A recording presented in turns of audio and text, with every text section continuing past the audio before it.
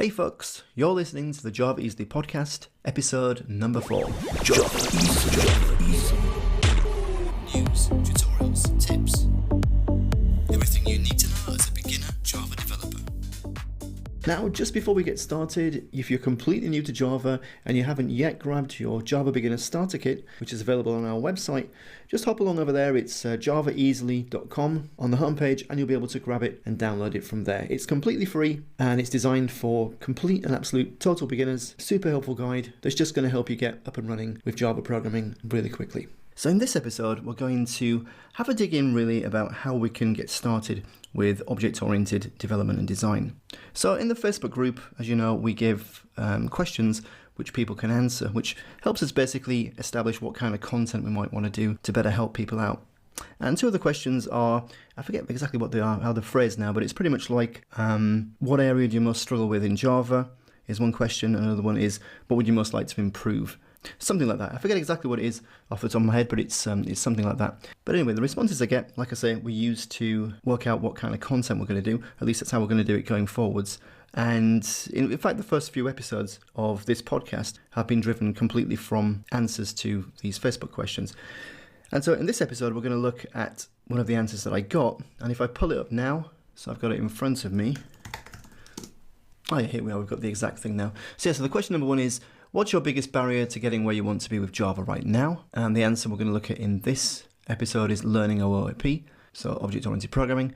And the second question is, at the current time, what's the thing you struggle most with right now in Java? And the answer for that was inheritance. So what's good about these answers, for me personally, is it gives me a little kind of like ping of nostalgia. Because I always think about, how did I first get on when I was a Java developer, when I was doing Java for the first time and just getting to know it, and what kind of areas did I struggle with. And so in this episode, we're going to look at this idea of object-oriented programming or object-oriented design. So how do I tackle object-oriented design now as a Java developer who's got more than 20 years experience in Java?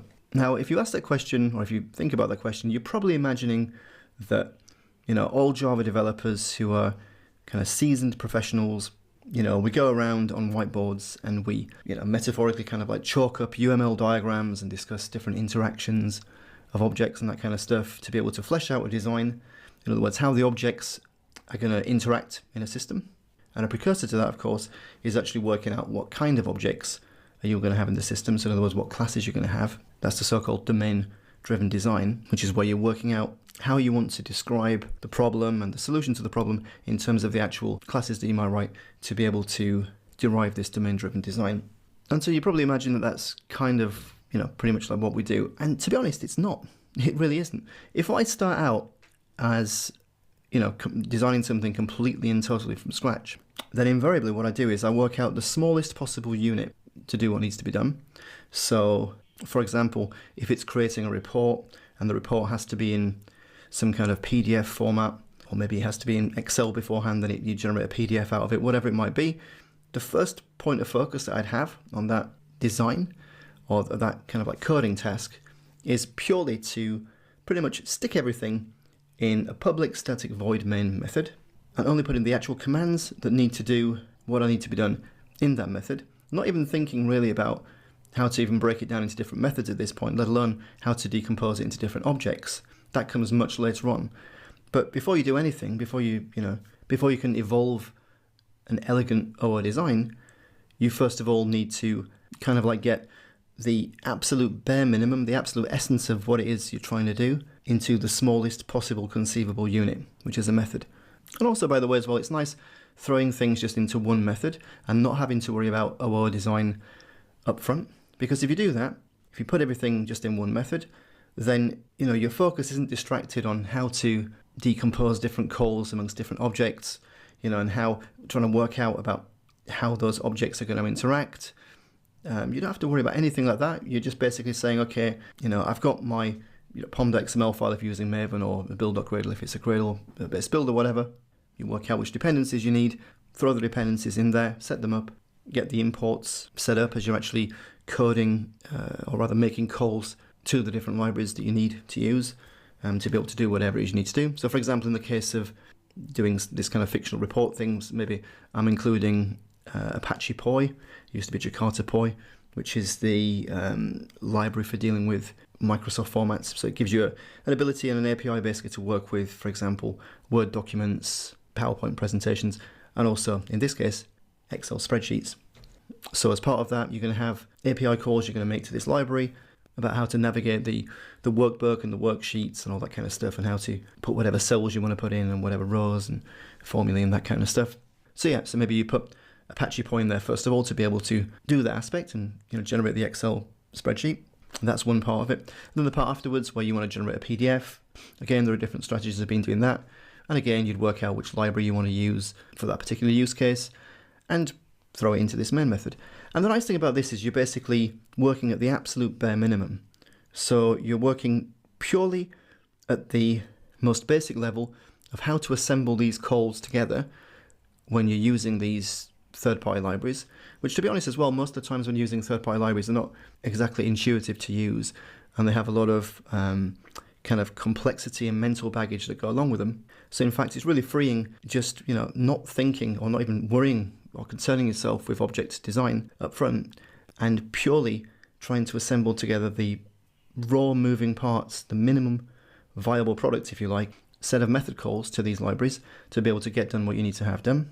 And at that point, once you've got that method, which does what you need it to do, and you've worked out how the integration with the third-party libraries are going to work, at that point, you've got, like I say, the base level, the kind of essence of exactly what it is you want to kind of distribute into some kind of nice OA model.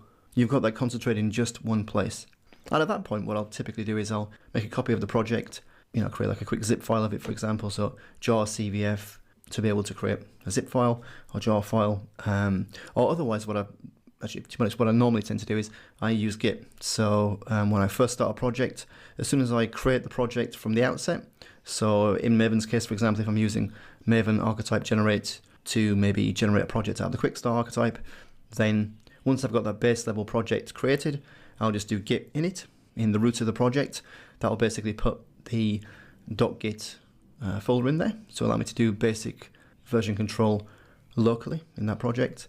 Then I'll do git add dot to add everything in there, and then git commit -m, and in quotes just put a message like initial import or whatever. And I'll sort out the git ignore and everything a little bit down the line, because I don't want to be distracted with anything to do with that kind of stuff from the outset. All that kind of tidy up stuff, or that evolution into, like, let's say, quote unquote, a proper design, that can all come later on in the process. But you've got to really focus on exactly what it is you're doing at any one given point in time. And the first kind of like embryonic phase of the design and development of a new piece of code, at least if it's in like this kind of like prototype or proof of concept type stage, is to not concern yourself with anything like that. Just basically get like a quick project together, dragging in the dependencies that you need, finding the sequence of calls that you need to be able to do what you need to have done. And then at that point, like I say, you can either then choose to either zip up the project and just to kind of archive it off, just so at least you have a kind of like a first draft version of what the most raw kind of MVP version of code is. Or if you're using Git like I do, you can then just do another commit to add all the changes that you've made up to that point to get to this kind of like embryonic form of the code that you're working on. Now, at this stage, of course, we haven't spoken about objects, really, apart from the fact that we've just kind of said we sort of defer that at this stage. So then how we get from this embryonic project stage to an OA design is that we're going to first of all take the method that we've got, which is in this main method, and maybe we break it out into its own class, and the class name describes the use case of what that thing's doing. So, for example, maybe it's a kind of like a report generator, for example. So we create a class report generator, and then we're going to migrate that method, or the bulk of the code that's in the main method, push it out into a method inside the report generator class. And at this point, the method's going to be static because there's no state that we've put into that class so far, or into that object. Because remember, everything was just going to be inside a main method initially. So that means that all of the variables and everything that we might need would be scoped inside that main method. And given the fact that we're taking the code from that main method and putting it into its own method inside a new class report generator, then at this stage, all we're really doing is we're wrapping up the existing code that we have, and we're just putting it inside a class that kind of is named representational to what it actually does.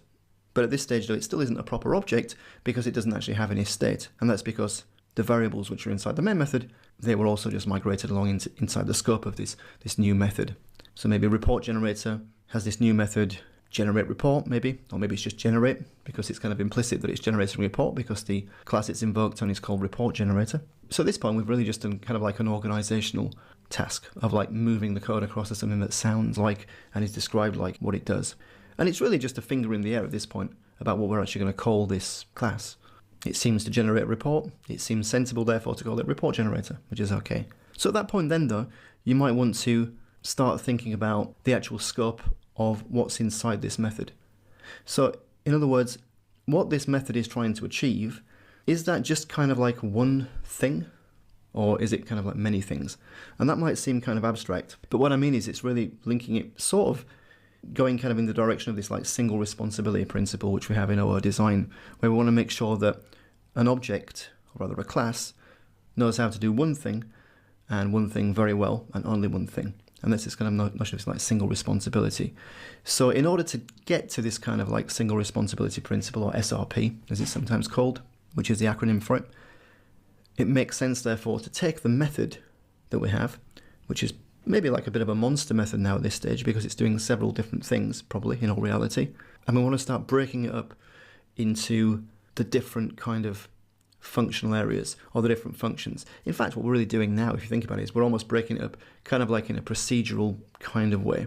It's not strictly speaking procedural though. So it's not, for example, that like, you know, if you've got a method A, can you robotically decompose it into methods A1, A2 and A3, where A calls A1, then calls A2, then calls A3. It's not really like that. It's not as mechanistic as that.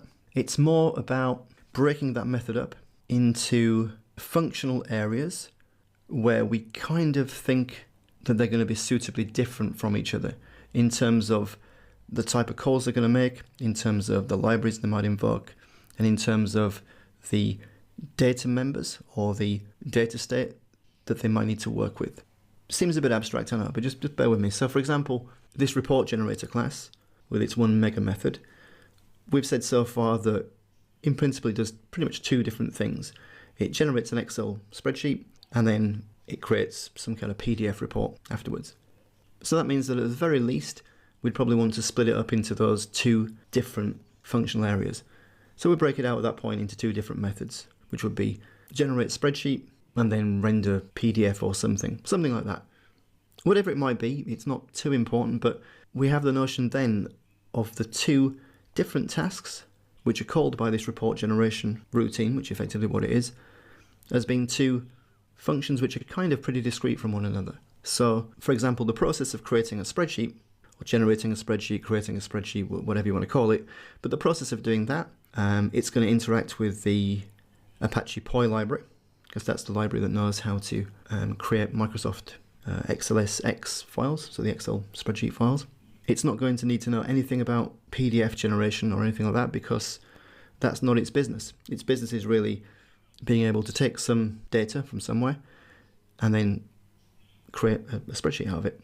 And which, by the way, at this point, we then start to think, do you know what, we've got an extra aspect to this as well, and that's the fact that we need to have some kind of like data input into this class or object, or at the very least this method.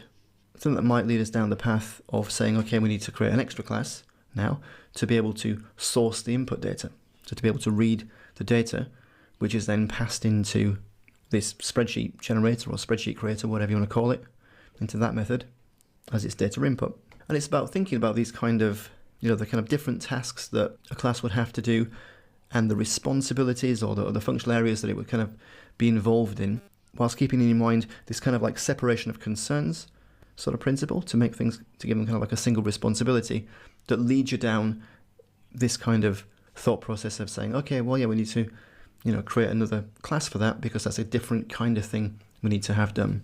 So we started out initially with just two different functional areas, generate a spreadsheet, then generate the PDF.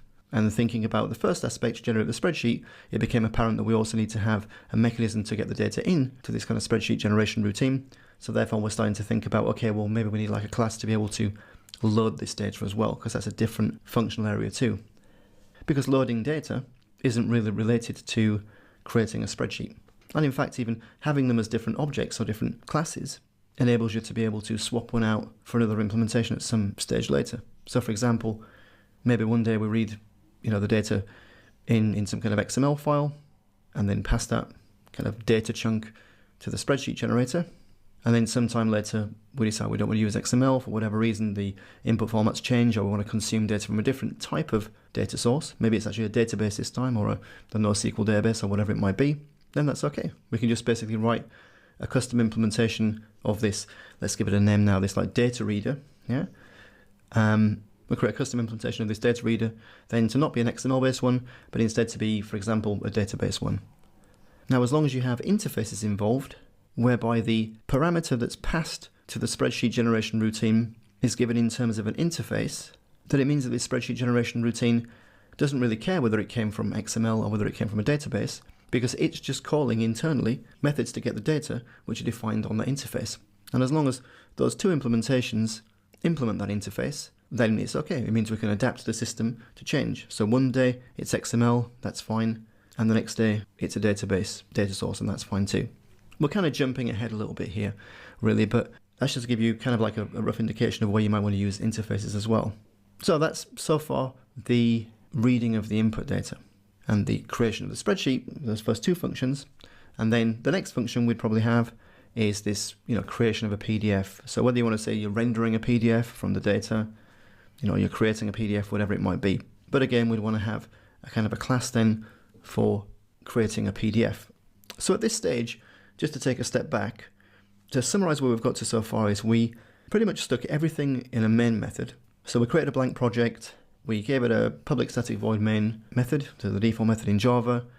We put the minimal set of dependencies in that we needed to do whatever we wanted to do, which in this case was creating a spreadsheet and creating a PDF. We then created a class where we could ship this kind of like mega method into, and we named it sensibly, so we called it report generator and gave it a generate report method or whatever it might be. And then in order to kind of go down towards how we actually evolve that into an OO design, we then started to break that method up, first of all conceptually inside our heads, into the discrete kind of functions or functional areas that it was doing effectively, which at first sight was just two things. It was basically creating a spreadsheet, and then it was creating a PDF or generating a PDF. But then in doing that, we also discovered that we needed to have some kind of input reader or some means of input, or grabbing the data that we're going to use as input into the to pass to the spreadsheet generation routine.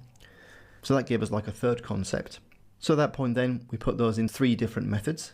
But in putting them into those three different methods, things would probably start to get complex, because we're really then going to have to somehow transmit the state across the different objects. In other words, like in terms of actual parameters to the methods that you've defined. So at that point then, we'd probably start to think about, okay, well, let's not just have the variables inside a method. Instead, let's actually think in terms of objects and separate the data that we have into either data which is associated with an object. In other words, if these objects have state, we start to think about those kind of things. And in doing so, then we're going to put member variables in to those classes to be able to hold on to that state for the given objects. And we'd separate that notion of state from state that's kind of like internal to the method itself. So this means at the very base level, we're going to have this one class, report generator, with its one method to generate report.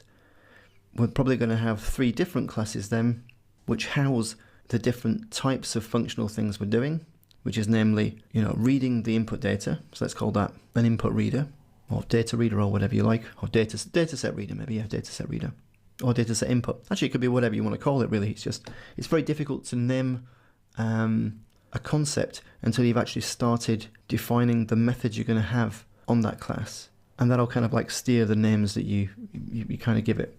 It's actually pretty hard to describe this in kind of like just verbally without just showing you code. But hopefully you get an idea of, where, how the kind of process goes along. So we have this data input reader, whatever you want to call it, which is responsible for reading the input data. We then have the spreadsheet creator, let's call it, which creates a spreadsheet. And then we have the PDF renderer, let's call it, which basically renders the PDF report. Yeah. So this one method, generate report, inside the report generator, which is a class that we fabricated to stick the whole contents of that main method into initially, has now had that method decomposed into 3 separate classes: data input reader, which reads the dataset, spreadsheet creator, which creates the spreadsheet, and PDF renderer, which renders the PDF or creates the PDF or whatever. And also, when we were doing that, we were migrating across the individual kind of like chunks of method calls or groups of method calls into these different respective classes. We started thinking about whether we wanted to have the class offer more than just a static method, where that method is going to be stateless. In other words, it's not going to have any data members there, which are non-static, so member variables if you like. We were thinking about whether that's going to happen, and we're just going to have a stateless method in the class, or whether the class needs to be something more than just a class, more than just a static method, and it actually needs to hold on to some kind of state. And if it does need to hold on to some kind of state, then we're going to have those member variables there to have that state. Now, the initial reasoning around whether we decide whether we're going to have objects with state or just classes which don't have any state, with just static methods, there can actually be a few reasons for that. One can be, do we want to have to package a lot of things up and pass them into the parameters of individual methods that have been invoked? Because if you pass an object with state, then the receiving object or receiving class, once it gets hold of that reference, can access the other things it needs to with appropriate getters.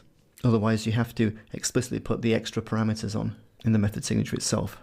So for example, supposing you have a person class, and person has a string, which is a person's name, and an int, which is a person's age, then you can choose to have a method which just takes a person parameter. That's just like one parameter then that you're passing. But you can of course still access the name and the age inside that method, so inside the receiver, just by doing person.getName or person.getAge. So it's kind of nice because it means that you've got a less cluttered method signature. And it also means as well that you can add effectively extra parameters or pass extra parameters on as long as you have a getter for it on the object that's been passed in. So for example, say a week later, the person object then has a new method which is to get address, then that's okay. We don't have to add an extra parameter to that method, passing the address in. Instead, we just can access it directly inside the receiver. So person.getAddress. Now again, another aspect of OO is that a good thing to do?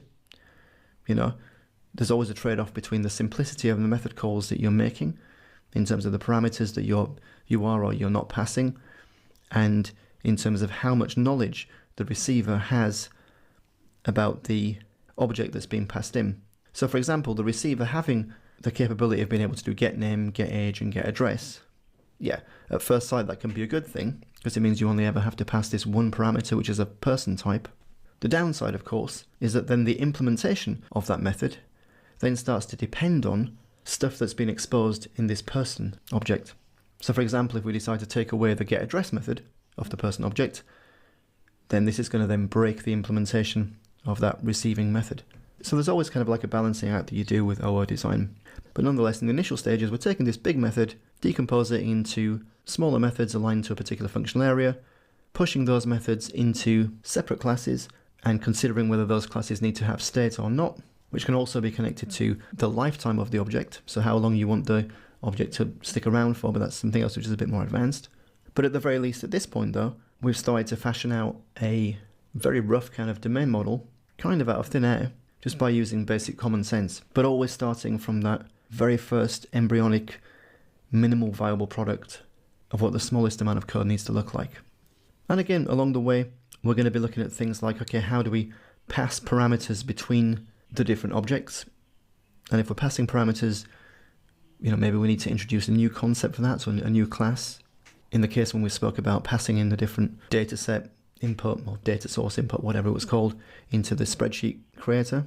And if we anticipate that we're going to want to change that at some future date, then maybe we actually have an interface for that type. And then the receiving method has a parameter of that interface type and not an actual subclass or an actual implementation of that, because that means we can swap in and swap out different implementations in the future. And also in doing that, we'd also start to think about how we're actually going to create these objects and who's responsible for creating those objects. And then at this point, we kind of start to get involved with thinking about design patterns, which you may have come across. So there are 3 types of design patterns fundamentally, which are creational, structural, and behavioral. And these are basically different ways of being able to structure the code different ways of being able to formulate our classes and objects to be able to shape the design in a way which allows it to evolve in the direction we kind of want it to go in. So, for example, who's responsible for creating certain types of objects? How are those objects going to communicate with each other? Where do we want to have reusability? Where do we anticipate we're going to get the most change to the design? And build in flexibility so that when we change the design, it's going to have minimal impact, that kind of stuff. And moving on from just design patterns, we'd also start to think about layers, for example. So if we're looking at an enterprise application, you'd start thinking about having a presentation layer where you have the controllers in a web application, for example. They're just dealing with HTTP requests and responses, that kind of thing. The controllers are talking to a service layer. In the service layer, sometimes called the business layer as well, you can have services which provide methods to do whatever business operations you need to do, and those services are going to in turn invoke repositories, which are in the data layer, which know how to deal with the different relational entities, NoSQL data stores, whatever it is you've got on the back end, those kind of things. But regardless of how advanced we get with things, don't forget where we came from. We came from first principles, make everything as small and as simple as it needs to be, get something working 100%, doing what it needs to do, in the minimal possible unit of code, which is that main method. And then from there, we start fleshing out classes and distributing code across these classes and everything to get a nice object design going, evolve that as we see fit, and then going down the route of design patterns, how that can facilitate better design for us, and then thinking even further down the line about layering if it's an enterprise application. But all of these things, all of these skill sets that you've got in your toolbox, which is basically knowing the basic OR constructs, encapsulation, inheritance, polymorphism, those kind of things, design patterns, knowing how and where to use them, and what trade-offs you have in applying them as you go along, knowing about layering and layered architectures and how you develop those kind of things in your toolbox. They all work together to get you to a fully matured and evolved OR design, which is robust and will do what it needs to do, and can also then be independently unit tested, which is another key aspect of making sure that your classes or objects have this need to stick to the single responsibility principle, so then your system's going to be better testable as well. But all of these things together, no matter how advanced they might be, it all starts with the basics. And the basics are, get a chunk of code going, which is as small as it needs to be, an MVP of what you need to have done, and then start trying to distribute it into a proper domain model.